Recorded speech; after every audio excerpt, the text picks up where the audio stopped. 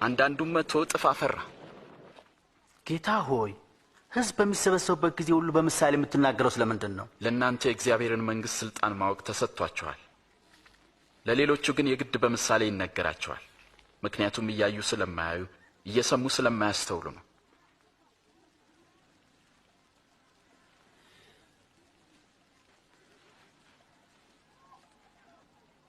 የምሳሌውም ትርጉም ነው።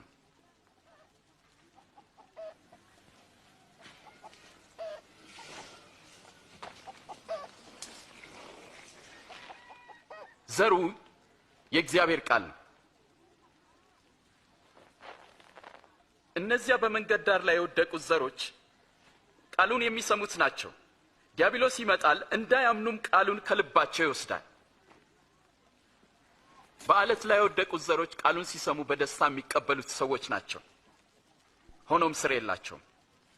የሚያምኑትም ለጊዜው ነው። ፈተና በመጣ ጊዜ ግን ፈርተው ይክዳሉ። እነዚያ በእሾህ መካከል የወደቁት ቃሉን የሚሰሙት ናቸው። ግን ስለ ራሳቸው በማሰብ በባለጠግነታቸውና በምቾታቸው ይታነቃሉ። ስለዚህ ሙሉ ፍሬ አያፈሩም። በመልካም መሬት ላይ የወደቁት ደግሞ እነርሱ በመልካምና በጎ ልብ የቃሉን መልእክት ሰምተው የሚጠብቁት ናቸው። በምድርም ሙሉ ፍሬን የሚያፈሩ ናቸው።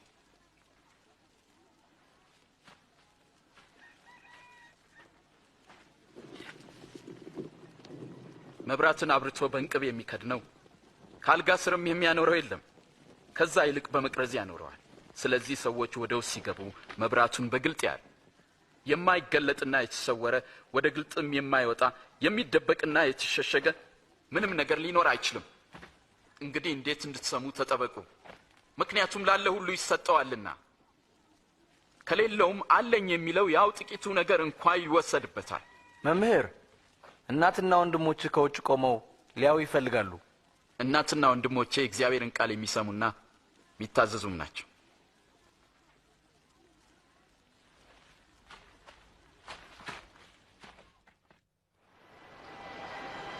ከዕለታቱም በአንዱ ኢየሱስ ከደቀ መዛሙርቱ ጋር ወደ ታንኳ ገብቶ ወደ ማዶ እንሻገር አላቸው። እነርሱም ተነሱ፣ ሲሄዱም ሳለ እርሱ አንቀላፋ።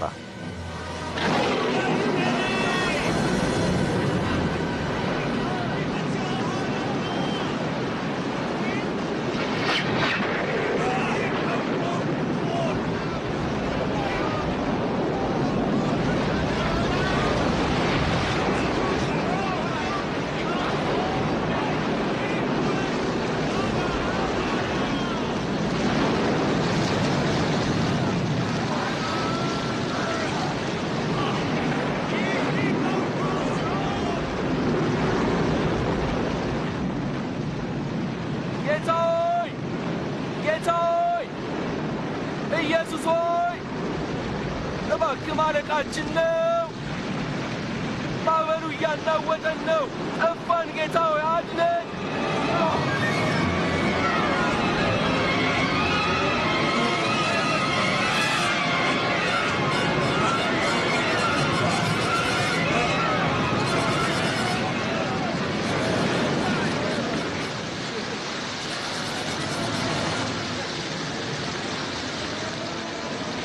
ጎሽ ዳንን።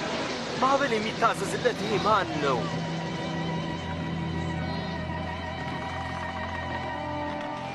እምነታችሁ ወዴት አለ?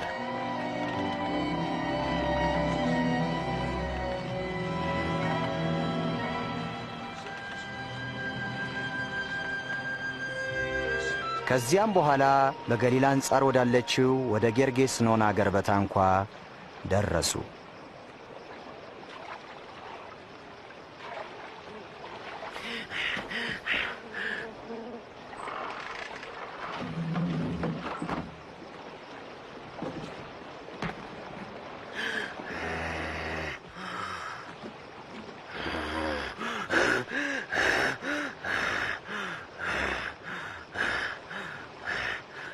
ኢየሱስ ሆይ የልዑል የእግዚአብሔር ልጅ ሆይ እኔ ካንተ ጋር ምን አለኝ? እባክህ አታሰቃየኝ። ማን ትባላለህ?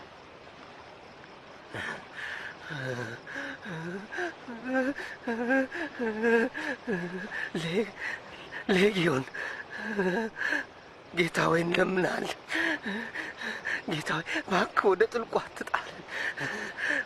ወደ አሳማዎቹ መንጋዎች ሄደን እንግባ።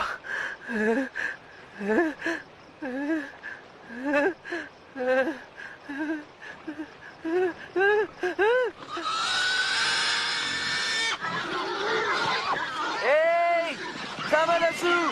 ቁም! ተመለስ! አጋንንትም ከሰውየው ላይ ወጥተው ወደ እሪያዎቹ ገቡ።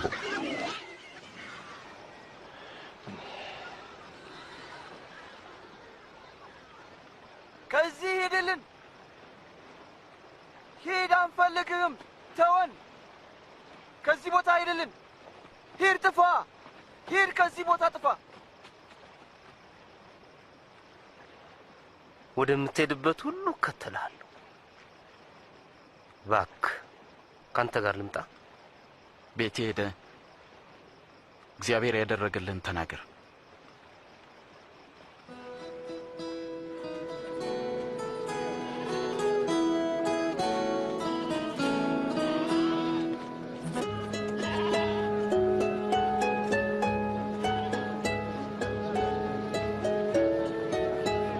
ኢየሱስም ደቀ መዛሙርቱን ቤተሳይዳ ወደምትባል ከተማ ከእርሱ ጋር ወሰዳቸው።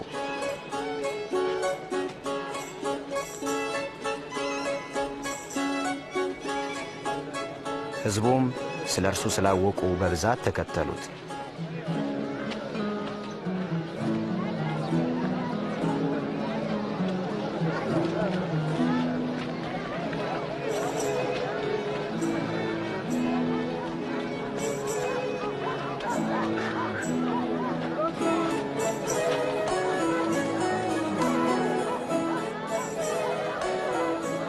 ቀኑም እየመሸ ሲሄድ ጴጥሮስ ጌታ ሆይ ሕዝቡን ሸኛቸው፣ በዙሪያችን ወዳሉት መንደሮችና ገጠሮች መሄድ ይችላሉ።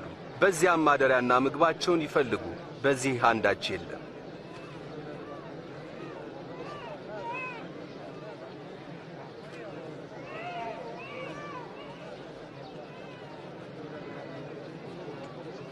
እናንተ የሚበሉትን ስጧቸው።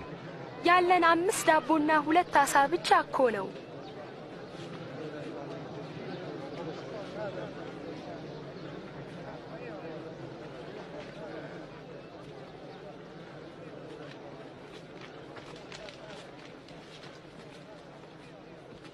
የዓለም ንጉሥ እግዚአብሔር ሆይ ከምድር በረከቱን የምትሰጥ ይህን ዳቦና ዓሣ ባርክልን።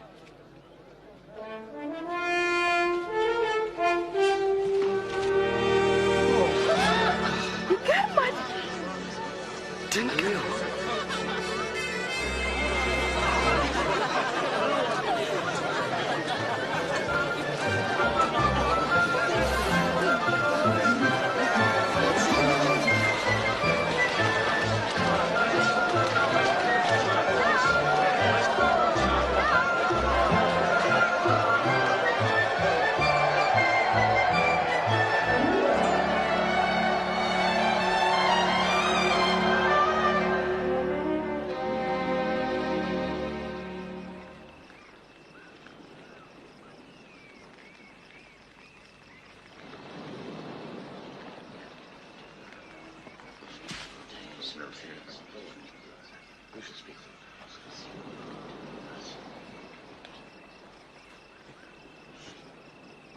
ሕዝቡ እኔን ማን ይለኛል? አንዳንዶች መጥምቁ ዮሐንስ ነህ ይሉሃል፣ ሌሎች ደግሞ ኤልያስ ነው ይላሉ፣ ሌሎች ደግሞ ከቀደሙት ነቢያት መካከል አንዱ ተነስቷል ይላሉ። እናንተስ ደግሞ እኔን ማን ትሉኛላችሁ?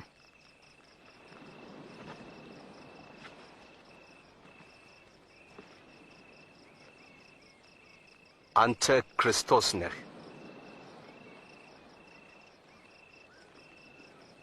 ይህንን ለማንም ሰው እንዳትናገሩ። የሰው ልጅ ብዙ መከራ ሊቀበልና ሊጣል እንዲሁም ሊገደል በሦስተኛውም ቀን ሊነሣ ይገባዋል።